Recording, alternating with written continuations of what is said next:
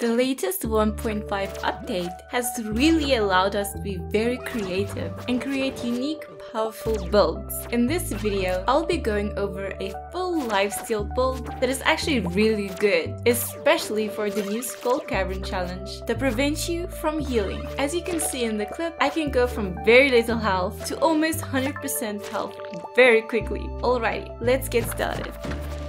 To make this build work, you'll first have to enchant your weapon with the Vampirism enchant. This enchant gives you a 9% chance that every enemy you slay will heal you for 9% of their maximum health.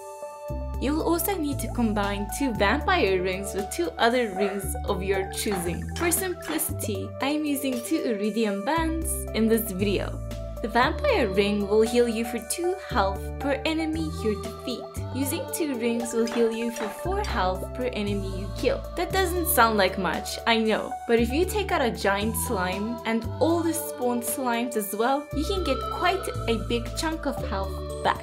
To combine rings, you'll simply need to reach floor 10 of the volcano and use the forge. Each combination will cost you 20 cinder shards. You can really play around here and make some interesting builds because of this combination of rings feature. There are still so many rings I want to play around with, but I don't have them yet. Some of them have very weird requirements to get, like defeating a bunch of dust sprites or defeating 1,000 slimes.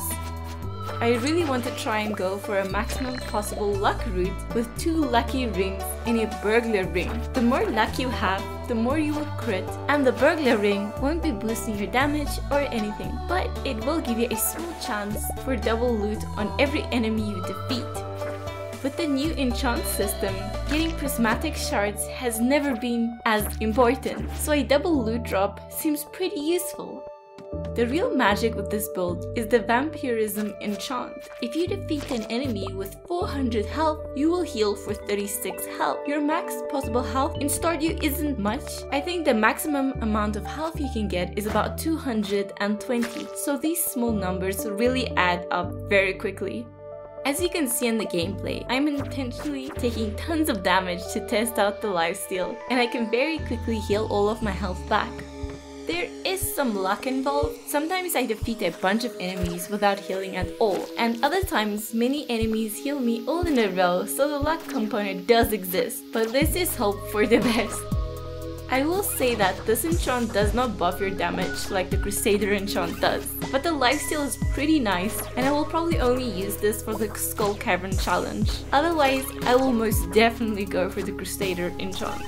All of these new, more difficult enemies are an awesome addition to this game. It really adds a lot of depth to the game. These enemies have so many new fun mechanics, like these archer guys that make your screen really dark, and the toxin ghosts that prevent you from eating or drinking anything.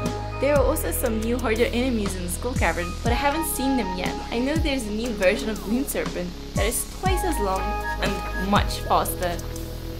If you have any cool builds, let me know in the comments below. I had an idea for a build where I only stack crit chance and use the Desperado profession and see just how high I can get my crit chance.